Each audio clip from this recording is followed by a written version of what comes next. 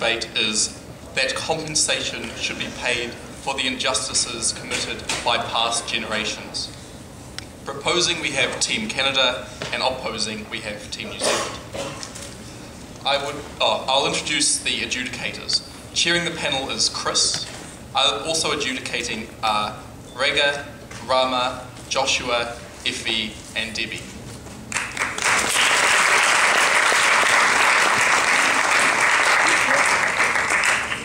I would like to call Ayaz of Team Canada to open his team's case.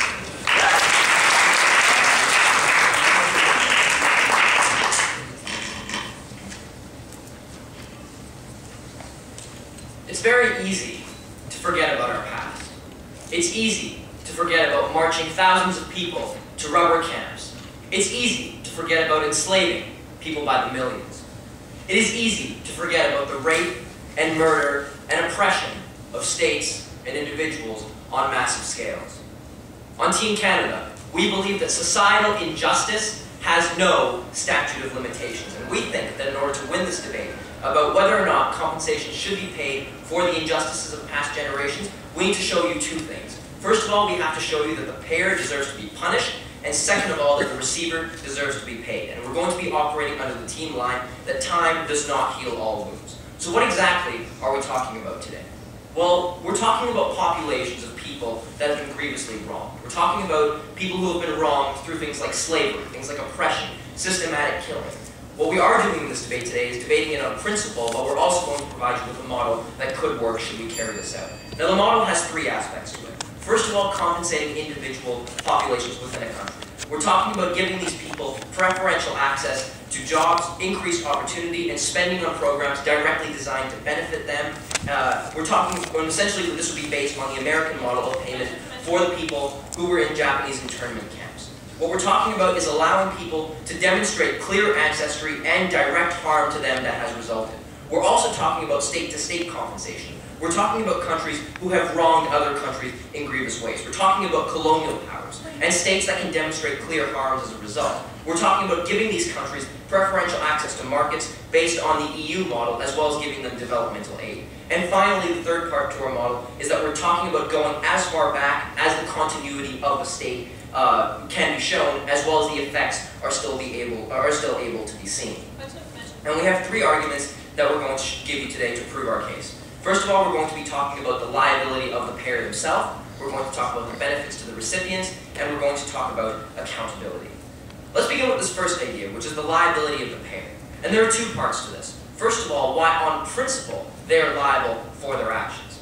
And what we have to understand is that states are continuous entities. Governments change, but states continue to exist. How do we know that? Well, we know that because states have apologized for the actions of previous governments, therefore implicitly accepting responsibility. We would take a look at the example of the Japanese apology for the rape of Nanking and the Australian apology for the lost generation of the Aborigines. Therefore, what we would say is that the current state that exists, ladies and gentlemen, still represents the same state that committed injustices and therefore is responsible for those actions.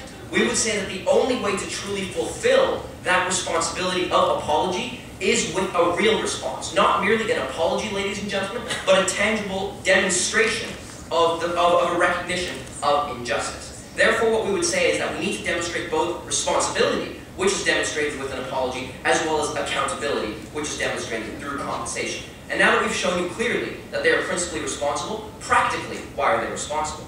Well, what we can see is that the effects of injustices are still seen today, and they're seen in two areas, both in terms of the state to their populations and state to other states. Let's begin with this idea of states to their individual populations. Now, what we have to understand is that states have benefited massively by wronging their own people. Governments have gotten rich, slave owners have gotten rich on the backs of their people, ladies and gentlemen, and furthermore, we can see people who are still gravely affected by those past actions. How? Through lost opportunity and unrewarded work and stolen goods, ladies and gentlemen. We see people who have inherited wealth from past generations, but not the accountability for those actions. And we would take a look at the example of the black population in the United States. I'll take you in a second, where we see 25% of black people in the United States are below the poverty line, while only 10% of white people are below the poverty line. Go ahead. Do you think it was a good idea to make Germany pay compensation to the Allies after World War I?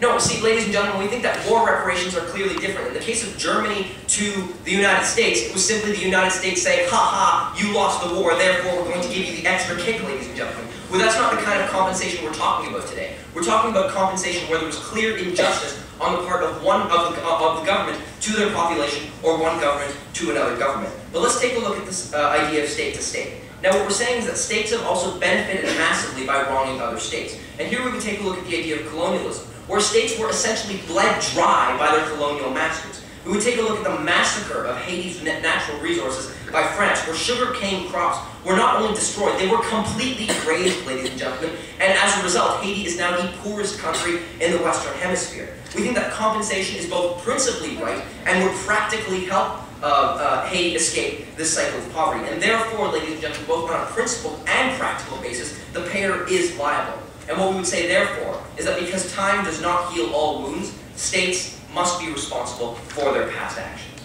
And let's take a look at the second argument, which is this idea of the benefits to the recipients.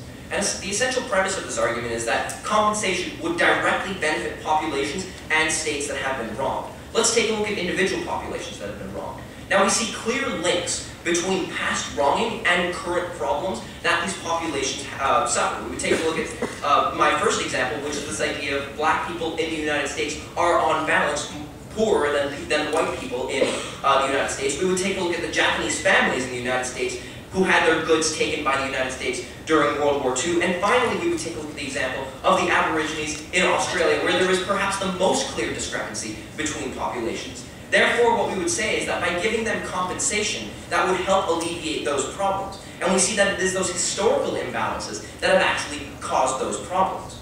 We would take a look at the second idea, which is state to state.